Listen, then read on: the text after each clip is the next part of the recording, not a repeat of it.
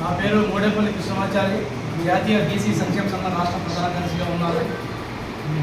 ఏదైతే బీసీలకు స్థానిక సంస్థల్లో దానితో పాటు విద్యా ఉద్యోగాలు 42% రిజర్వేషన్లు కల్పిస్తూ మరి ఎలక్షన్లు పోయే మూమెంట్లో నిన్నటి నుంచే జెడ్పీటీసీ ఎంపీటీసీ నామినేషన్ ప్రక్రియ ఎంతో ఆశతో ఎదురు చూస్తున్నటువంటి బీసీ ఆశలను నిరాశ చేసే విధంగా నిన్న హైకోర్టు ఇచ్చిన తీర్పుకి వ్యతిరేకంగా జాతీయ బీసీ సంక్షేమ సంఘం తరఫున నిరసన వ్యక్తం చేస్తూ మరి స్వతంత్రం వచ్చి 79 సంవత్సరాలు గడుస్తున్నా కూడా బడుగు బలిగిన వర్గాలు బీసీలు ఇంకా వెనకబాటుకు గురవుతున్నారు. కారణం సమాజంలో 9% ఉన్న అగ్రవర్ణాలు 56% ఉన్న బీసీలను ఇప్పటి వరకు కూడా ఒక ఓట్లేసే యంత్రాలుగానే చూశారు. జెండాలు మోసి జేజేలు కొట్టి గెలిపిస్తే అందరాలు ఎక్కి బీసీలను తొక్కాలని చూస్తున్నారు. ఒకటే ఈ సందర్భంగా తెలియజేస్తున్నది ఒకటే, మరి ముఖ్యమంత్రులు కానీ ఎంపీలు కానీ ఎమ్మెల్యేలు కానీ మంత్రులు కానీ అందరూ మీరే ఉండాలి, అగ్రవర్ణాలే ఉండాలి. జనరల్ స్థానంలో కూడా మీరే పోటీ చేయాలి, మీరే గెలవాలి. చివరికి గ్రామ స్థాయి నుంచి వార్డు మెంబర్లుగా, సర్పంచ్లుగా, ఎంపీటీసీలుగా, జెడ్పీటీసీలుగా కూడా వాళ్ళు పనికిరారా అని నేను అడుగుతున్నాను. ఎంతసేపటికి సమాజంలో 9% ఉన్న అగ్రవర్ణాలు మీరే పరిపాలించాలా, మీరే అధికారం చేపట్టాలా, మీ కింద బీసీలు అనకతొక్కబడాలని ఏదైతే ఆలోచన పెట్టుకున్నారో మరి హైకోర్టుని సుప్రీంకోర్టుని ఆశించినటువంటి రెడ్డి జాగృతి నాయకులని హెచ్చరిస్తున్నాం.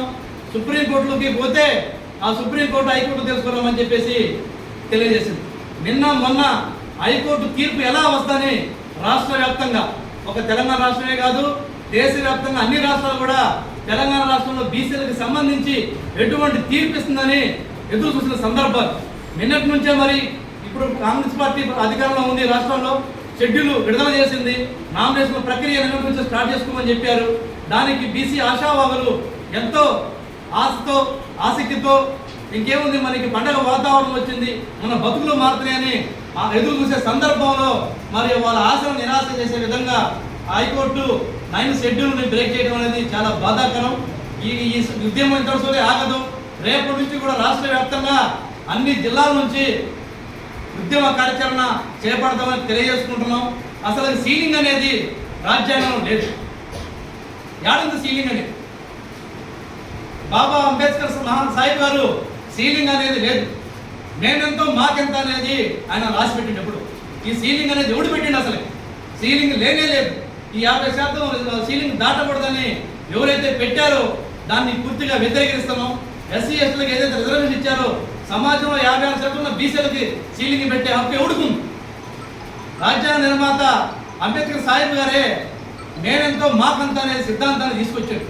దాన్ని బేసిక్గా తీసుకొని ఈ సీలింగ్ గీలింగ్ లేకుండా బీసీలకు ఏదైతే కాంగ్రెస్ ప్రభుత్వం 40% రిజర్వేషన్లు కల్పిస్తానని చెప్పిందో ఆ రిజర్వేషన్ కల్పించే విధంగా మరి ఏదైతే హైకోర్టు 6 వారాల గడువు పెట్టిందో 6 వారాల తర్వాత కూడా బీసీలకు అనుకూలమైన తీర్పు రాకపోతే మాత్రం రాష్ట్రం అగ్ని గుండంగా మారిందని కూడా ఈ సందర్భంగా తెలియజేసుకుంటున్నాం.